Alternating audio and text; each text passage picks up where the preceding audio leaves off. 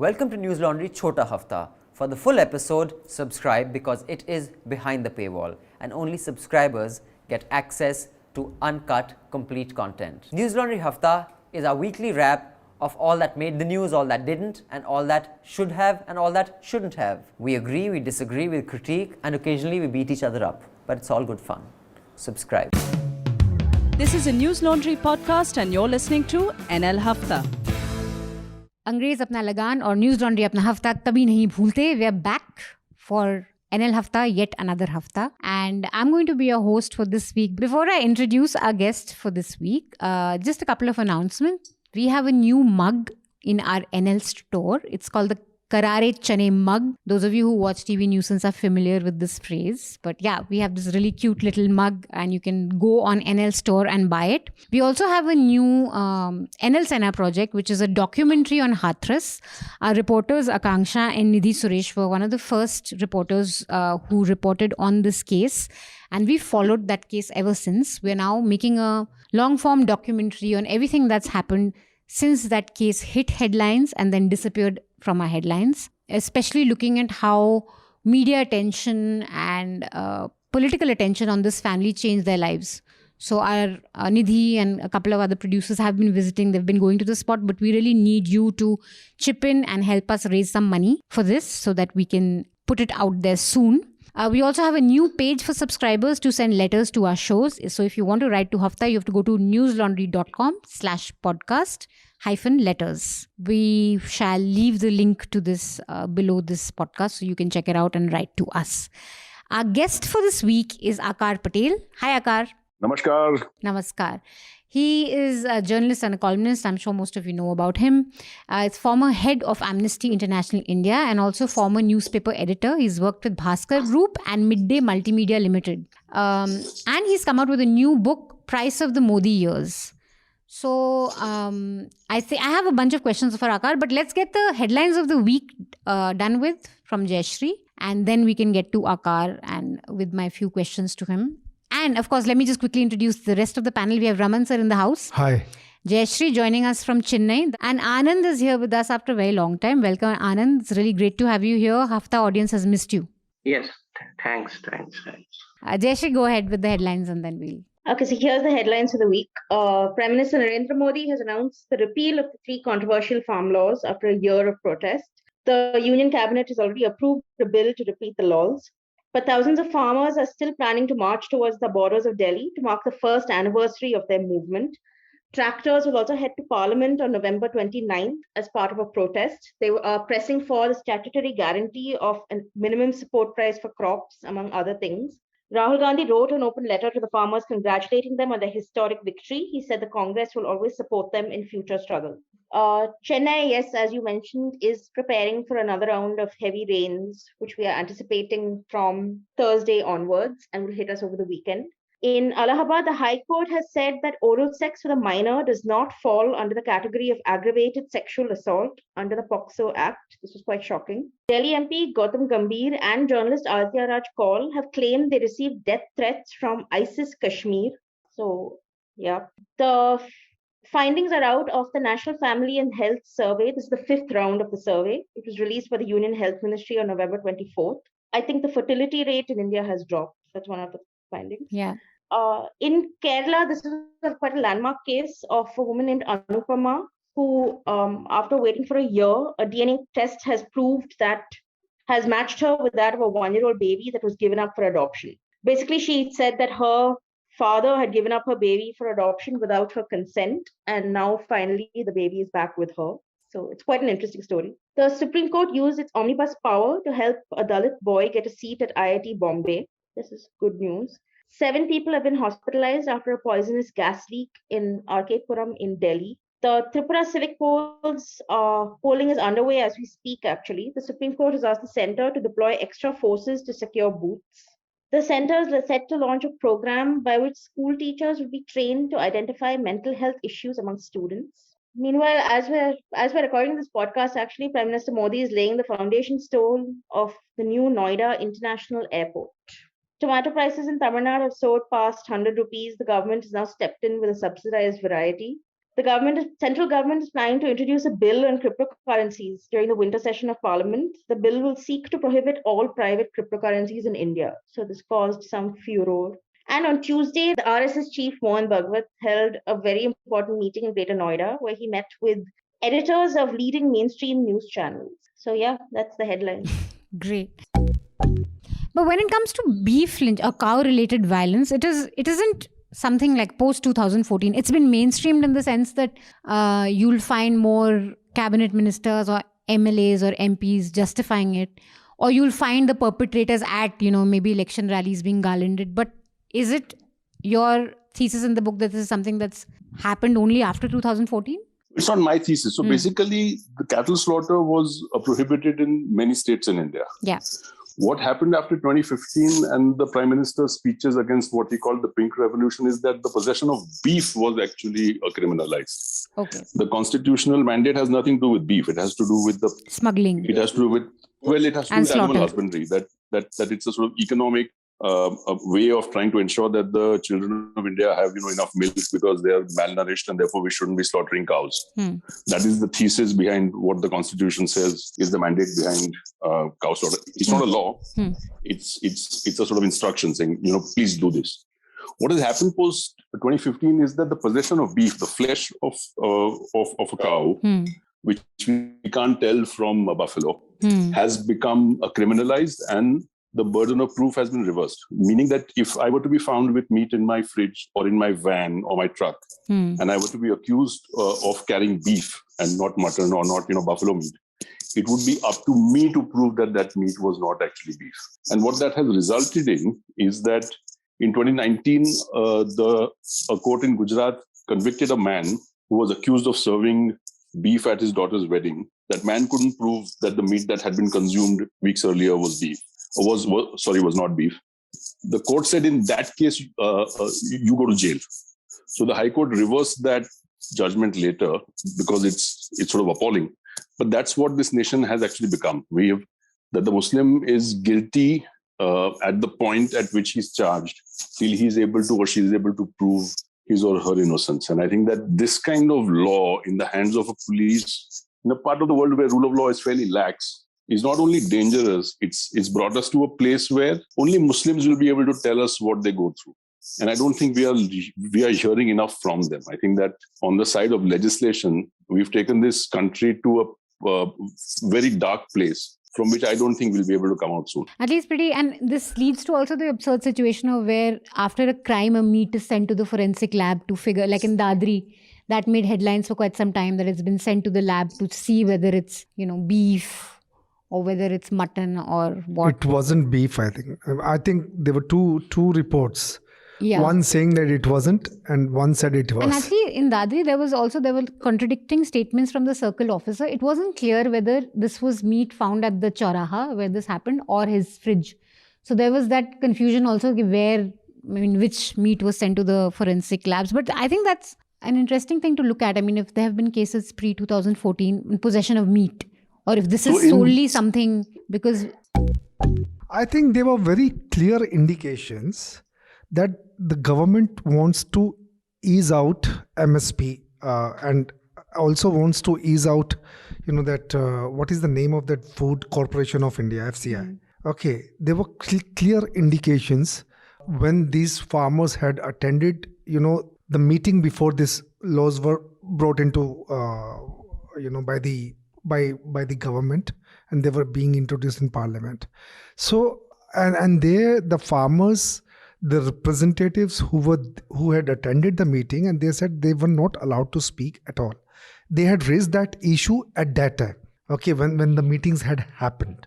So I think whether it's going to benefit the rural elites or the rural elites have co-opted the marginal workers, I think that's something which comes later.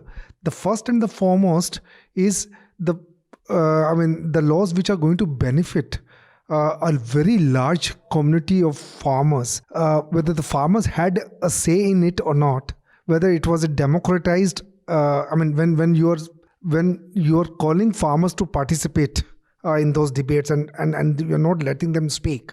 So that is, I think, one major issue in this. And when these farmers went on protest, I think it was legitimate. Yeah. And secondly, I think the handling of the entire movement was something which I think was faulty. And here the politics come, of course, why he has withdrawn it now.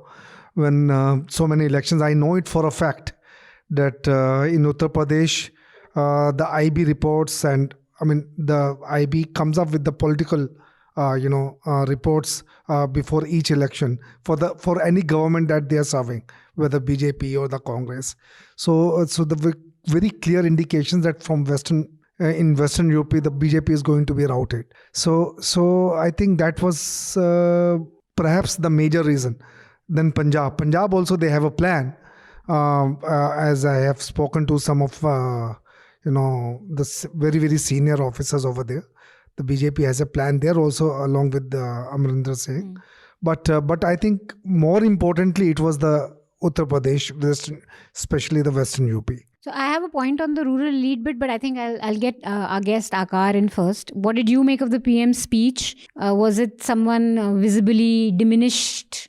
And, it's quite unusual for the PM to actually, I haven't seen him or heard him say sorry or even appear to say, even though he said ki meri tapasya mein kami reh gayi hai, whatever.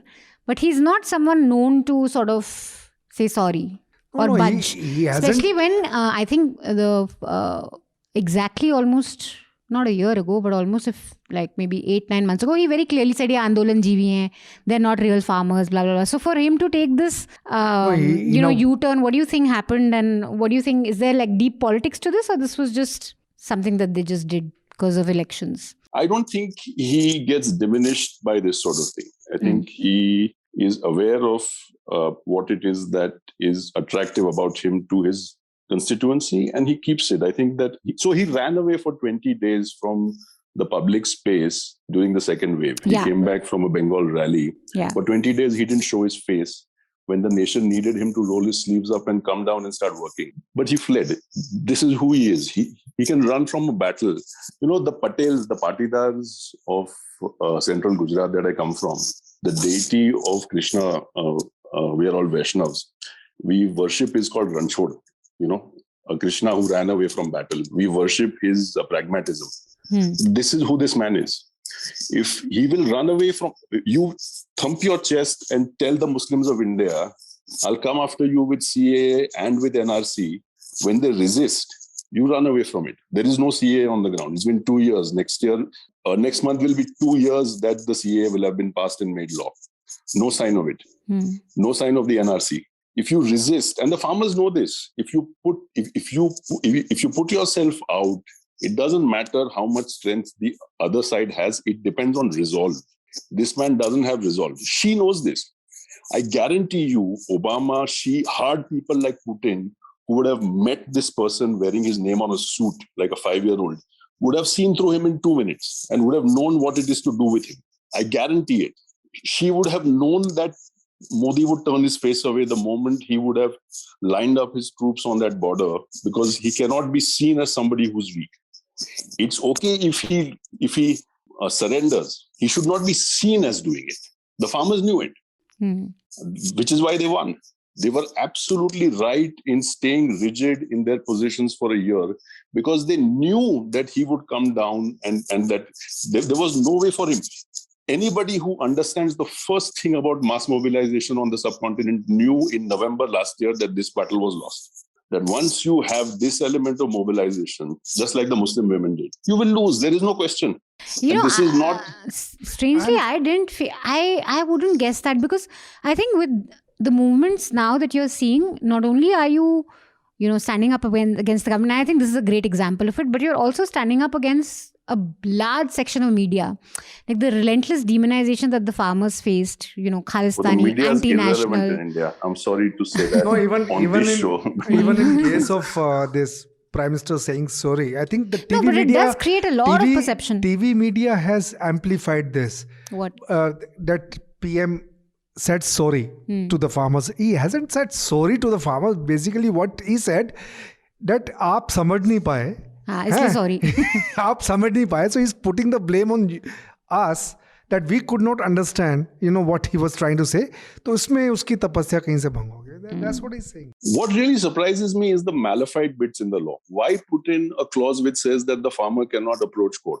Exactly. That would have, that's just dumb. Yes. I mean, I'm saying that, like if you're trying to do something surreptitious, do it smartly. If you're going to do something dumb, you will get caught, and we were caught. I think that the Gujaratis lost this battle. We will come back, by the way, mind you. But this one, in fact, there's a very good piece by Vivek Kaul, and I suggested that earlier also, why farmers are protesting against laws which supposedly help them. I think it's a pretty nuanced take on the good and the bad. And exactly, this is one of the big problems there, that you weren't allowing them to approach courts. So, by the way, not too many people know this. The government itself undid the third farm law a few months ago, and this was in July, when it said that there would be a ban on the hoarding of dal, which was the undoing of the third farm law, which undid the Essential Commodities Act. But at that point, the media or whoever these people are that back Modi on this didn't say anything, because it's not about the laws themselves. What they don't want to be seen as is him going back on his word, and them having seen as, given him support on something that he's gone back on. The laws were there a long time ago. So, Jayashree, how is this news covered in your part of the country? Like Anand said, of course, this got a lot of attention from the Delhi media. And of course, the principal states that were they were at the forefront of it were Haryana, parts of Uttar Pradesh, Rajasthan, Punjab, of course. Some of Himachal, some of Uttarakhand also. No, there were some farmers representative from Chennai. But was it a big concern? Was it a big talking point there in the media or among people? No, definitely not as much as it was in Delhi, but there was, especially in the southern districts of Tamil Nadu, there were a lot of celebrations that broke out after his speech on November 19th. Okay. They burst crackers and they were distributing sweets. I think farmer unions said that they're going to continue the protests until the laws are finally repealed. And now that that's happened, they'll probably stop. But they've also been calling for an apology. So on how it's covered, I don't think anything can compare to how Delhi media covers the protests. But in my opinion, I feel that I think from the beginning, there was no doubt that these were bad laws in substance, and in process. There's no controversy on the fact that the APMC system and the agricultural procurement system require reform. But the ways the bills were designed to specifically replace one problem with a bigger problem, and the manner in which the bills were rammed through, they were both completely undemocratic. So I did think that the government would pull back on these laws. But it's also, I think it's one of those rare examples that shows how sustained protests work. And I think in the immediate elections, you're right, it takes away some political planks from the opposition. And just before we wrap up on this, I just thought that points that Anand brought up on the rural elite are quite interesting. And this is something that in newsrooms, we've had discussions right from when it started. And I personally I don't think a protest like this could have gone on without the support and the backing of affluent Punjab farmers. I think in huge measure, it is because Punjab farmers are more affluent than many other farmers in the country, and they were able to back this in a way that send money, send supplies, send labor, or do the rotation, that, okay, we are going to go for some time and stay there, and then another group of farmers from the village goes and stay there. I think this is very hard for a small scale farmer to do, and this in some measure was pulled off because of how farmers are well-to-do in Punjab.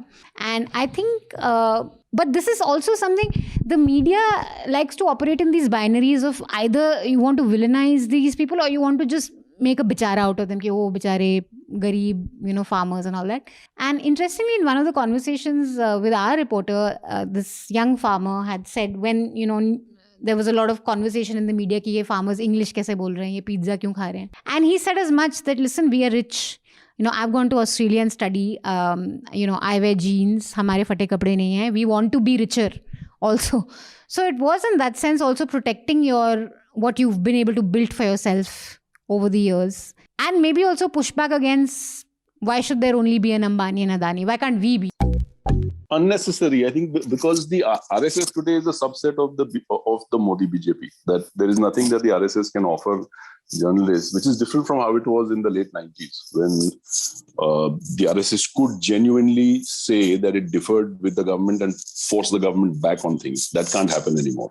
There is absolutely nothing on which the RSS can say to the Modi government and to Mr. Modi himself that we don't like what you're doing, stop. And so I think that to meet the RSS on the assumption that there's some higher power that is not elected but might have some more wisdom over what's going on in this country, I think is false. I would not have wasted my time. Well, it's good to meet them. I think it's sort of absolutely right to go and meet, whoever you want. But the fact is that the RSS has been subsumed by the kind of more democratized general bigotry that comes from the BJP.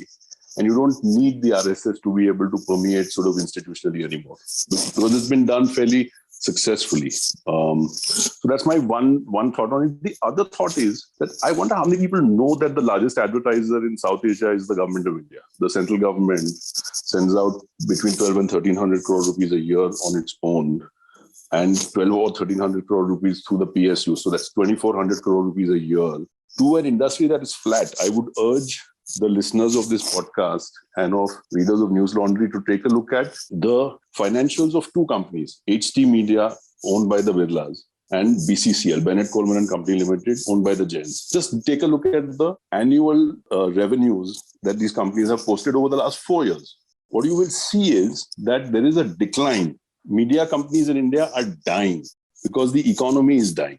And there is a very severe dependence in such a situation that these companies have on government revenue that they can't let go of, because it is completely the government can turn the tap off whenever it wants to any of these companies. They are very dependent on them, and they don't operate on the sort of margins that you might need to say, oh, okay, get lost to the government.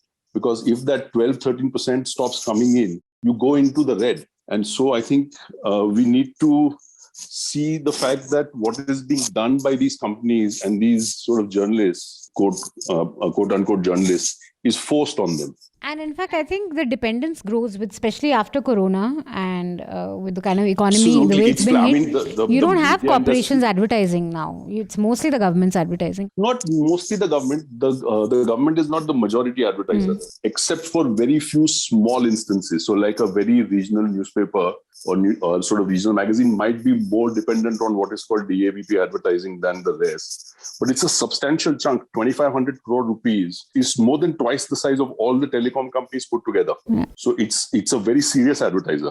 And this money is discretionary. So they can turn it off. They can tell Rajasthan Patrika, we will not pay you. And it had to go to court and to try and get that money. So it's tough. And see, it's one thing to have advertising in terms of tender ads or say advertising a scheme.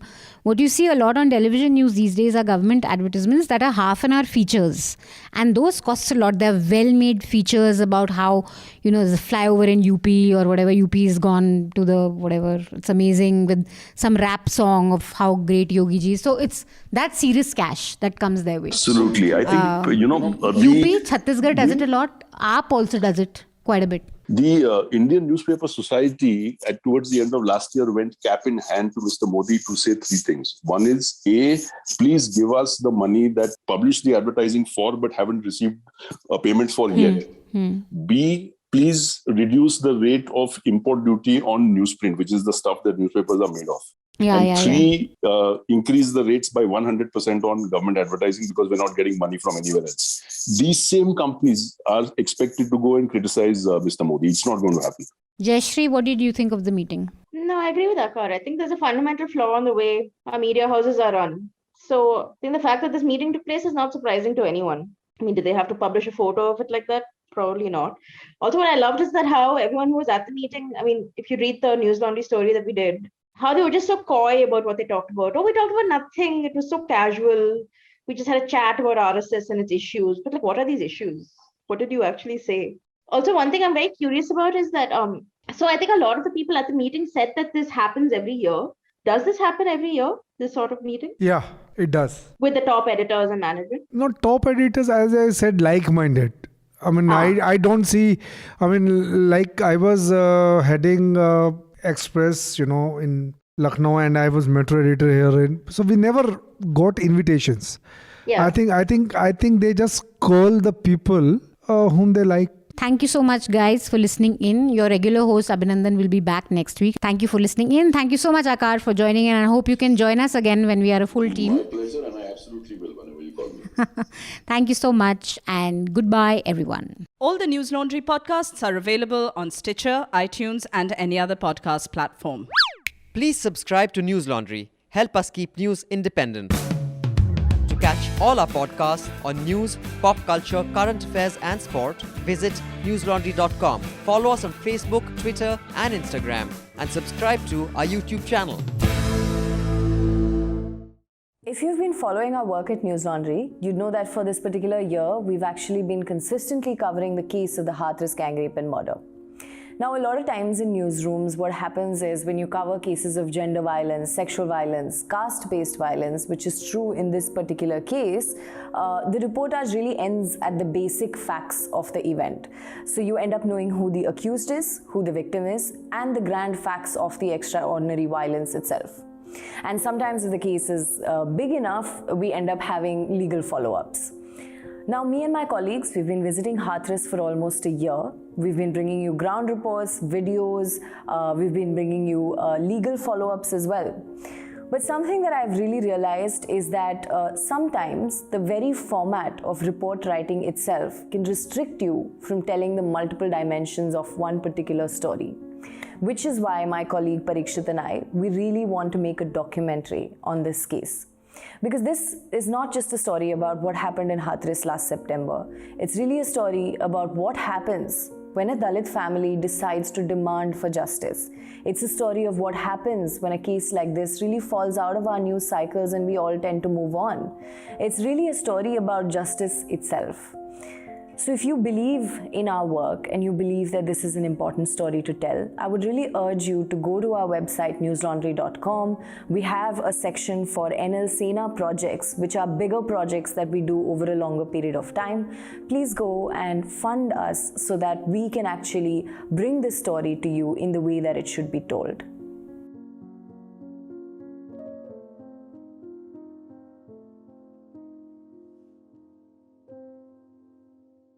सुन लिया Africa मुफत खोरों.